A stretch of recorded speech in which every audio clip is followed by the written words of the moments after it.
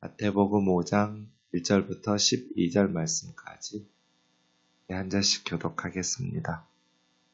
예수께서 무리를 보시고 산에 올라가 앉으시니 제자들이 나온지라.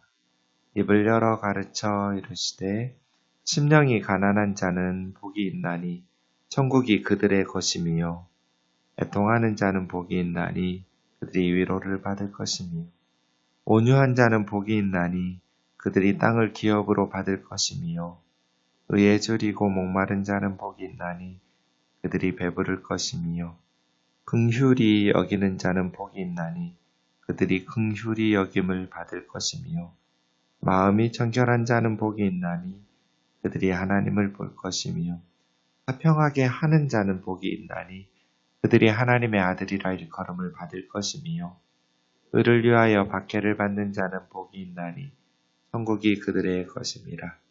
나로 말미암아 너희를 욕하고 박해하고 거짓으로 너희를 거슬러 모든 악한 말을 할 때에는 너희에게 복이 있나니 기뻐하고 즐거워하라. 하늘에서 너희의 상이 큼이라. 너희 전에 있던 선지자들도 이같이 박해하였느니라. 아멘. 마태복음 5장, 6장, 7장을 산상수훈, 산상보훈, 산상설교 이렇게 부릅니다. 1절에 보시면 산에 올라가 앉으심에 제자들이 나온지라 입을 열어 가르쳐 이르시되, 여기서 제자들은 12제자만 의미하지를 않습니다. 예수님을 따르던 무리들이겠죠. 예수님께서 무리를 보시고 이랬습니다. 산 위에서 가르치신 수훈은 아주 뛰어날 수거든요. 뛰어난 교훈. 보훈은 보배 보자니까 보배 같은 교훈. 산상수훈, 산상보훈. 저는 보통 산상설교 이렇게 말합니다. 예수님의 설교가 다 보배고 생명이니까요. 5장, 6장, 7장 산상설교가 시작됩니다. 어제 우리 박목사님 통해서 말씀 주신 것처럼 예수님의 사역이 시작되었거든요. 예수님께서 세례 받으시고 시험 받으신 후에 이제 사역이 4장 12절부터 시작되었는데요. 사역이 시작되면서 예수님께서 설교를 5, 6, 7장이 끝나면 8장에서부터는 병자들을 고치시는 본문이 이어지거든요. 의도적인 것 같아요. 주님은 말씀을 가르치는 사역이 먼저였어요. 복음서를 자세히 보시면 예수님은 병자도 고치시고 귀신도 쫓아내시고 모든 백성들의 연약함들을 치유하고 회복시키셨지만 치유 사역이 본질이 아니라 말씀을 가르치는 사역이 본질이었다라는 것을 알게 돼요. 여러분, 예수님이 고쳐주신 그 사람들 지금 다 어디 갔어요? 죽었어요. 죽을 병에서 고쳐서 살려주신 사람들 지금 다 죽었죠. 시간 지나면 다시 죽었죠. 영원히 예수님께서 살려주셨으니 영원히 산 것 아니에요. 언젠가 죽을 인생이에요. 그래서 중요한 게 뭐예요? 말씀을 배우는 거죠. 그렇다고 해서 병을 고치고 가정이 회복되는 것이 중요하지 않다는 거 아니죠. 중요하죠. 하지만 모든 것이 하나님의 말씀 안에서 세워져야죠. 그래서예요. 5, 6, 7장에 말씀 가르치는 게 먼저 나오고 8장부터 치유 사역이 나중에 나왔다라는 이 순서를 주목해 주세요. 예수님의 사역은 말씀을 가르친 사역이었어요. 때로 예수님 앞에 병자를 고치고 많은 기적들을 요구해서 몰려드는 사람들을 있었음에도 불구하고 예수님께서 그들을 뒤로하고 그 마을을 떠나시는 것들을 볼 수 있어요. 그리고 제자들에게 거듭거듭 말씀을 가르치시는 것이 우선임을. 예수님은 말씀 사역자였어요. 그것을 항상 기억해야 돼요. 우리 생동교회 치유도 필요하고 축사도 필요하고 저는 다 믿는 사람이에요. 성경에 있는 건 지금도 다 믿어요. 왜 지금이라고 그래서 귀신을 쫓아내고 병자를 기도로 고치고 성령의 능력으로 이런 것들이 불가능해요? 다 일어나죠. 성경 시대에 끝났다고 말할 근거가 없어요. 저는 방언도 믿고 치유도 축사도 다 믿어요. 하나님께서 우리 가운데 이루시는 일들이 어느 시대에 제한되지 말씀에 대한 계시는 신약성경으로 끝났지만 그 말씀에 근거한 사역들, 성령의 역사하심들은 지금도 동일하게 나타나시죠. 그래서 우리 교회에 여러 가지 성령의 은사나 또 성령의 역사하심들, 살아계신 하나님의 능력들이 나타나고 치유되고 축사되고 회복되고 그러한 역사가 일어나기를 원해요. 하지만 말씀 교육 바탕 위에서 모든 것들이 이루어져야 돼요. 모든 일들이 다 괜찮아요.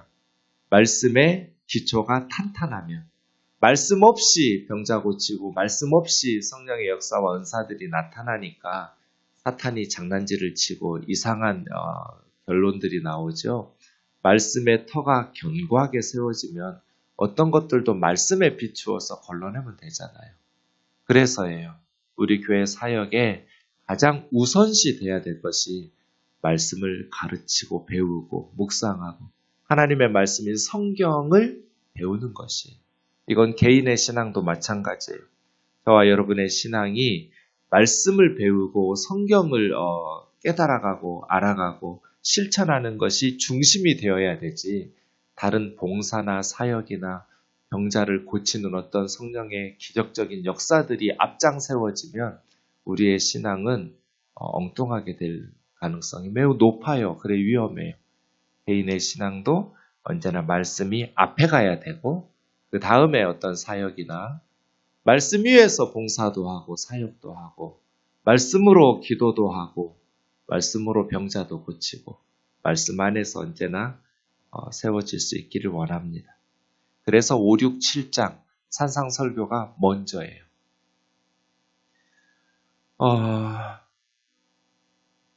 산상설교의 팔복은 우리에게 좀 충격적이죠.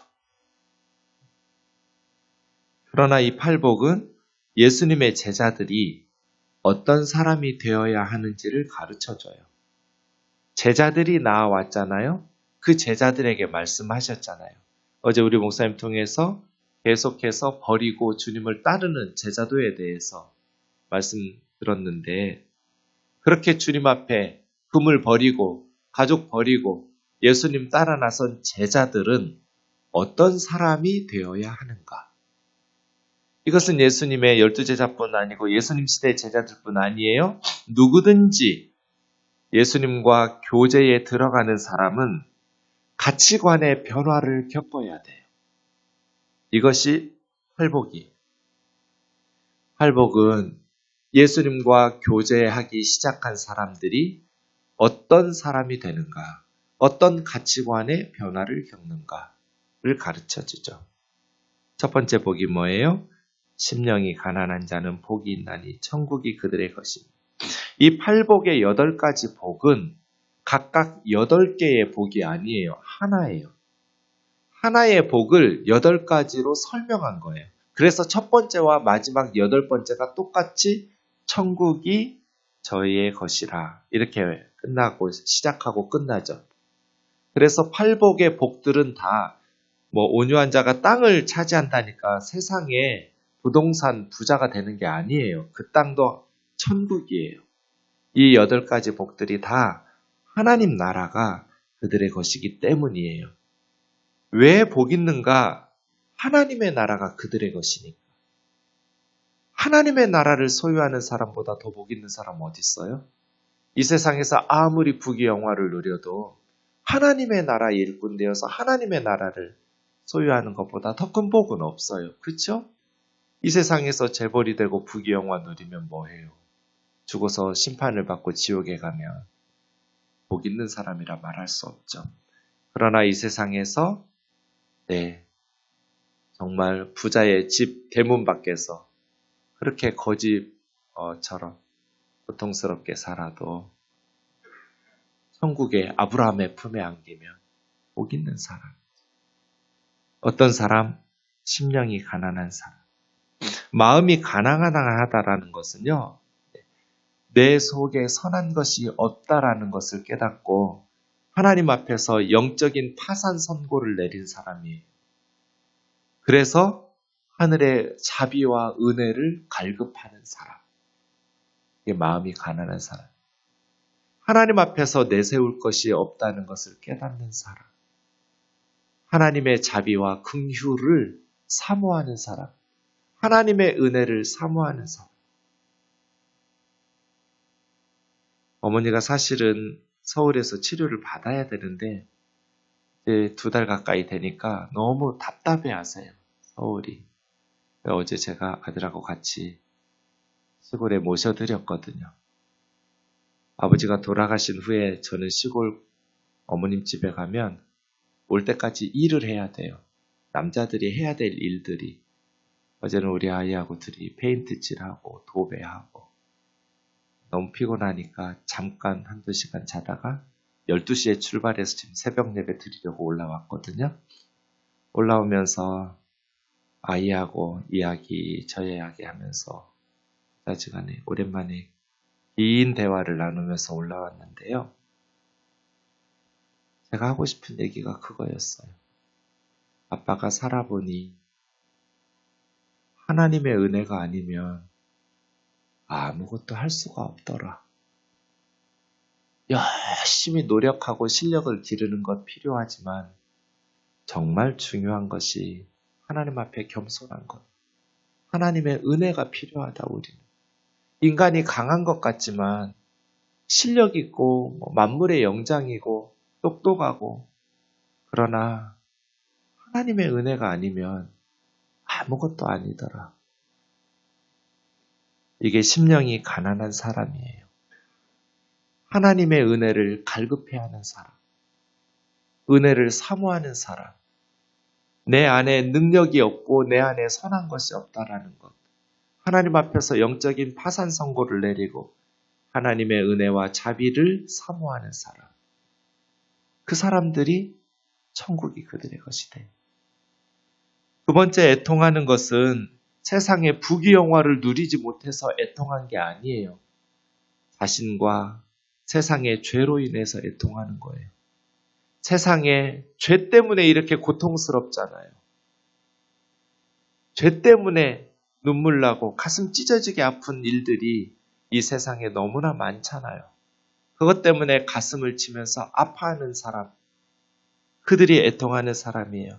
나 자신을 보니 선한 것이 없고 이 세상의 죄악으로 말미암아 고통스럽고 너무나 아픈 사람들이 많고 저는 오늘 오전에 삼성의료원에 가야 돼요. 10살도 안 된 애가 이제 죽음을 앞두고 있어요. 지금 몇 년째 암으로 투병하고 있어요. 눈 뜨고는 못 보겠어요. 이제 병원에서 마지막이라고 준비하라고. 우리 교우는 아닌데 이 집사님의 조카예요. 늘 집사님이 몇 년 전부터 목사님 기도해 주세요 하면서 그 아이 상황을 받을 때마다 기도할 때마다 가슴이 찢어지는 것 같아요.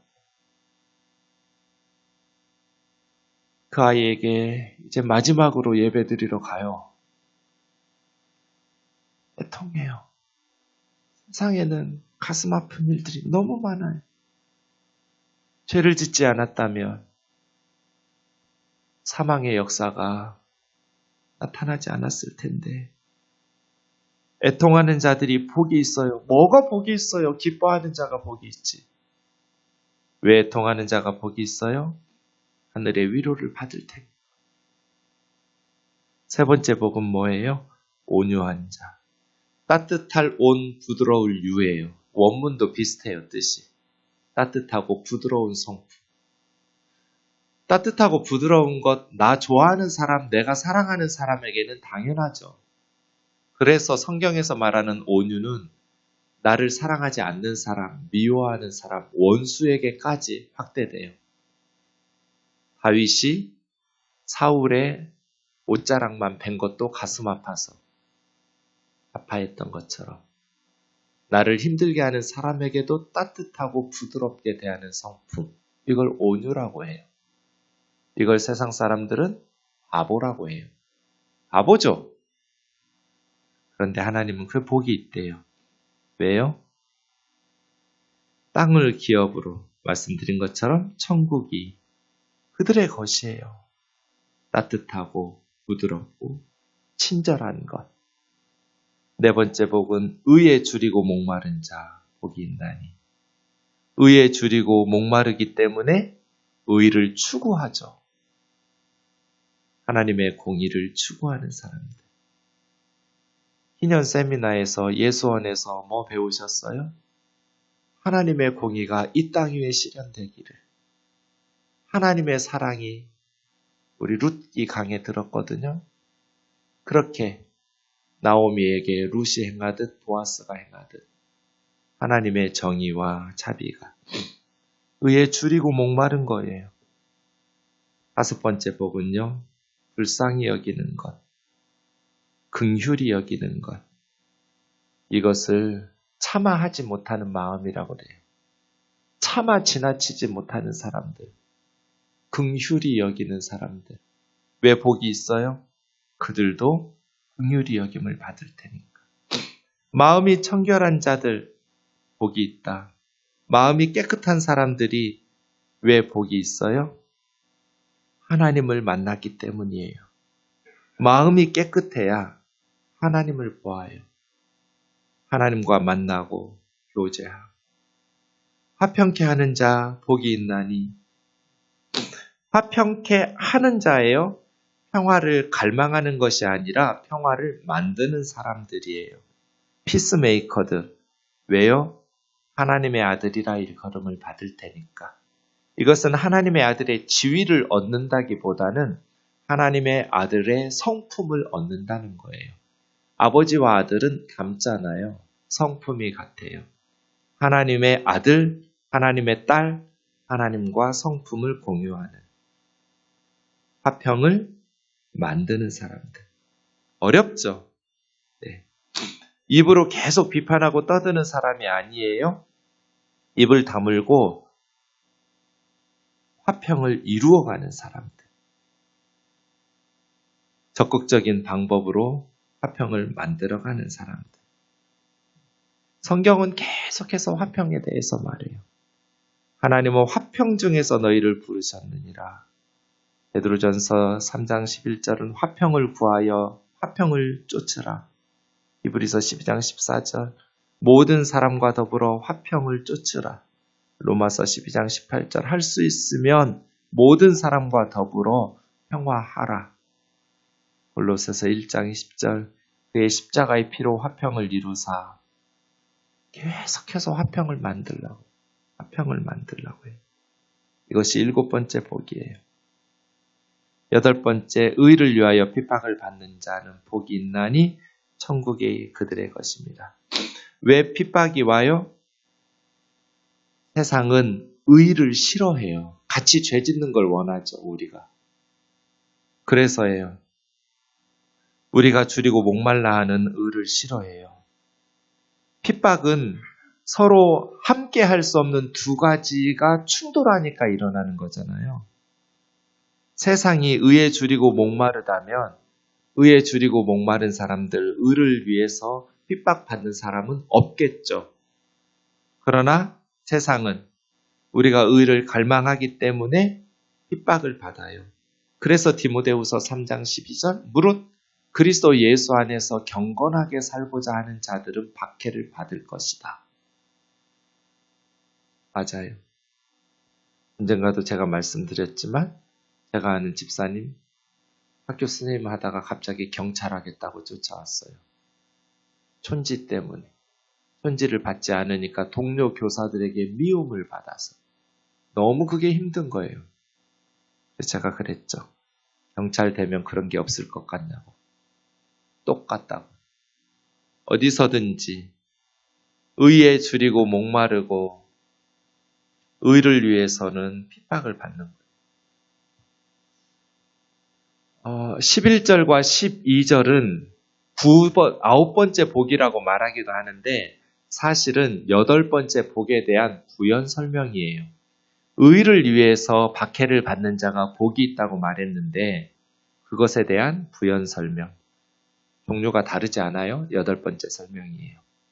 나를 인하여 너희를 욕하고 박해하고 거짓으로 너희를 거슬러 모든 악한 말을 할 때 너희에게 복이 있다. 예수 그리스도가 의잖아요. 그래서 의를 위해서 살아가는 사람은 예수 그리스도를 위해서 살아가는 사람이거든요. 예수님을 위해서. 의로운 삶은 예수 그리스도를 본받는 삶이거든요. 그래서예요. 예수님이 세상과 타협하지 않으니까 미움받고 십자가에 죽이셨잖아요. 예수님을 따르는 사람들, 의롭지 못하면 따를 수가 없죠. 그래서 예수님 때문에 욕먹고 박해하고 거짓으로 모함하면서 비방당하고 모든 악한 말을 들을 때 너희가 복이 있다. 기뻐하고 즐거워하라. 왜요? 예수님이 받으신 고난을 나도 받으니까.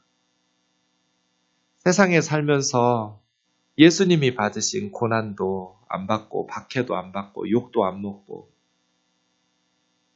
그러면 그건 기뻐할 일이 아니에요. 예수님 때문에 욕먹고 예수님 때문에 어려움 당해보고 기뻐하고 즐거워하죠.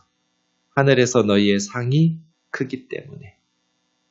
고난 자체를, 박해 자체를 기뻐하라는 것이 아니라 고난 속에서도 기뻐하라는 거예요. 힘들고 어려운 고난과 박해를 기뻐하는 건 이상한 거죠. 그걸 기뻐해라. 왜? 고린도후서 4장 17절 잠시 받는 환난에 경한 것이 지극히 크고 영원한 영광에 중한 것을 이루게 하려 합니다. 우리가 지금 가벼운 박해 받는 거예요. 나중에 주님 앞에서 영광의 큰 것을 생각해 보면 주님 때문에 욕먹고 박해받는 건 기뻐할 일이죠. 또 전에 있던 선지자들을 이같이 핍박하였다. 선지자들을 어떻게 했어요? 이사야처럼 톱으로 썰어 죽이고 예레미야처럼 감옥에 가두고 돌 던지고 에스겔 말할 것도 없어요. 아모스, 호세야 너희 선지자들을 이렇게 박해하였다. 세상은 교회를 박해할 것이다. 내일 본문 그러나 너희는 세상의 소금과 빛이 되어라. 그렇게 너희를 미워하고 박해하는 세상을 위해서 사명을 감당해라. 사랑하는 형제자매 여러분, 예수님을 만나고 나면 이런 사람이 돼요. 예수님을 만나고 나면 팔복의 사람들이 됩니다. 팔복 충만한 새해가 되기를 주의 이름으로 축원합니다. 기도하겠습니다. 살아계신 하나님 아버지, 누구든지 예수 그리스도와 교제를 시작하고 예수님을 만나 예수님의 자녀가 되면 가치관의 변화를 겪습니다. 예전에 복 있는 것들이 이제 더 이상 시큰둥해지고 예전에는 관심도 없던 것들이 이제는 사모하게 됩니다. 자비로우신 주님, 우리로 팔복의 사람들이 되게 하여 주옵소서. 천국을 소유한 사람들, 천국을 기업으로 얻는 천국의 사람들답게 이 땅을 살아내게 도와 주시옵소서. 예수님의 이름으로 기도하옵나이다. 아멘.